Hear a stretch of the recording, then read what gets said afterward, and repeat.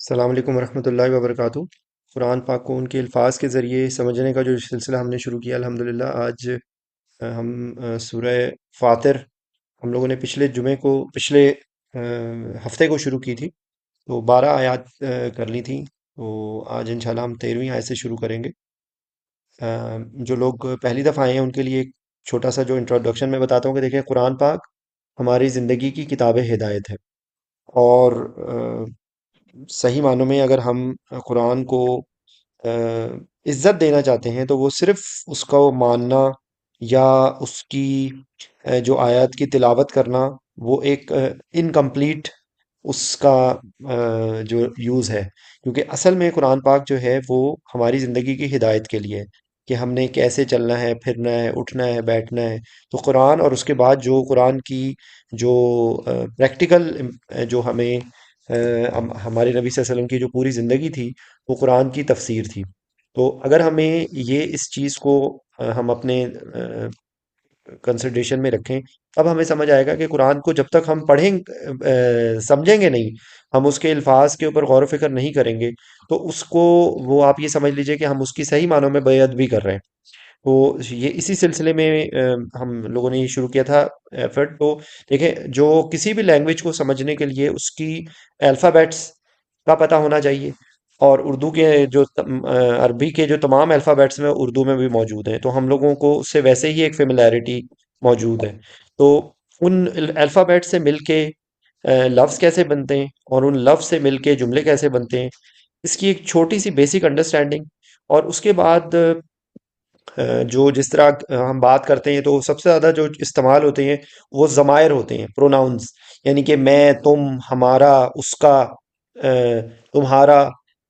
جو بیسیکلی جو ہم انگلش میں جو بولتے ہیں ہز، ہر، ہم، دیئر، آئی، وی، مائی، ٹھیک ہے۔ تو یہ الفاظ کو سمجھنا، اور اس کے بعد پھر کیوں، کب، کیسے، کہاں، ٹھیک ہے، وہ الفاظ کے جو why, when, what, why, where, یہ الفاظ، اور اس کے بعد کچھ الفاظ ہیں قرآن پاک کے جو بار بار استعمال ہو رہے ہوتے ہیں، تو ان الفاظ کو اگر ہم فوکس کریں، اور وہ میں بار بار ہر دفعہ جب بھی میں پڑھاتا ہوں تو میں اس کو فوکس کرتا رہتا ہوں کہ وہ کامن الفاظ کو بار بار کرتے رہیں۔ پھر اس کے بعد ایک اور امپورٹنٹ چیز ہے، وہ یہ ہے کہ جو اردو کے الفاظ جو ہیں وہ ہمیں قرآن پاک کی آیت کے اندر تھوڑا سا اگر ہم اس پہ غور کریں گے تو ہمیں لگے گا کہ اچھا یہ تو وہی لفظ ہے جو یہاں پر تھوڑے سے ڈفرینٹ سٹائل میں، یا ڈفرینٹ اس کی پروننسیشن میں، یا تھوڑا سا اس کے ڈفرینٹ الفاظ کی سے، تو اس کے روٹ ورڈز اس کے اندر وہی سیم ہوتے ہیں۔ تو اگر ہم اس چیز کو اپنے دماغ میں رکھ کے قرآن کو سمجھنے کی کوشش کریں تو ہم نے قرآن پاک کا ترجمہ نہیں ہم پڑھیں گے، ہم قرآن پاک کے ترجمے کو سمجھیں گے۔ تو بیسک یہ چیز ہے۔ باقی دیکھیں، قرآن پاک کی جو دوسری امپورٹنٹ جو فیکٹ ہے جو آپ ہمارے دل میں ہونا چاہیے، وہ یہ ہے کہ ایک قرآن پاک کے اندر محکمات ہیں اور ایک قرآن پاک کے اندر متشابہات ہیں۔ تو جو متشابہات ہیں وہ تو ان کے تو معنی بالکل کلیئر ہمارے لیے ہیں ہی نہیں، اور وہ جیسے کہ جنت کیسی ہے، دوزخ کیسی ہے، اللہ کا عرش کیسا ہے، اللہ کی کرسی کیسی ہے، تو ان کے اوپر ہم نے کہنا ہے سمینا و اطانا، ہم نے اس کو سنا اور ہم نے اس چیز پر یقین کر لیا کہ بھئی یہ واقعی میں یہ چیز موجود ہے، اور انشاءاللہ جب وہ وقت آئے گا تو ہمارے وہ سامنے اس کی حقیقت کھل جائے گی۔ پھر اس کے بعد جو واقعات ہیں ان کی جو بہت زیادہ ڈیٹیل ہے، وہ آپ کو تفاسیر میں مل جائے گی کہ پرانی قوموں کے ساتھ کیا ہوا تھا۔ لیکن اصل جو مقصد ہے وہ یہ ہے کہ ہم جب بھی قرآن پاک کی کوئی آیت بھی پڑھیں تو ہمارے دماغ کے اندر اصل جو اس کا فیکٹ یہ ہونا چاہیے کہ اس کو، ایک تو یہ کہ اس کا ایک جنرلائز موقع محل تھا کہ جب وہ نازل ہو رہی تھی، اور ایک اس کا جو وہ ہے اس کی ایکسٹریکٹ کرنا ہے کہ ہم ان کے الفاظ سے ہم اپنی زندگی کے اندر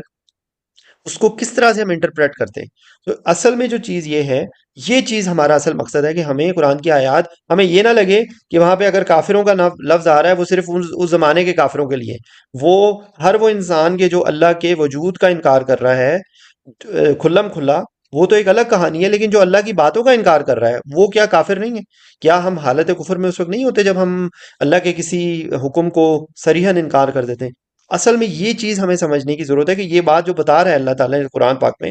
کیوں بتا رہے ہیں؟ وہاں پر وہ جو ذکر آ رہا ہے وہ اس موقع محل میں تو تھا، لیکن ایک قرآن کا وہ پیغام ہے جو قیامت تک آنے والے تمام انسانوں کے لیے۔ اصل ہمارا مقصد جو ہے اس ان آیات کے اوپر غور و فکر کرنا، ٹھیک ہے؟ تو اس کے لیے جب تک ہمیں اس لینگویج کو ہم صحیح طرح نہیں پڑھیں گے، کہ ہمیں اس لینگویج کے بارے میں تھوڑا بہت آئیڈیا ہو کہ وہ اس لینگویج میں ہے کیا، تو وہ اس کا اثر ہی بالکل ڈفرینٹ ہوگا. تو یہ ایک چھوٹا سا بیک گراؤنڈ کے بعد میں انشاءاللہ ایک شروع کرتا ہوں.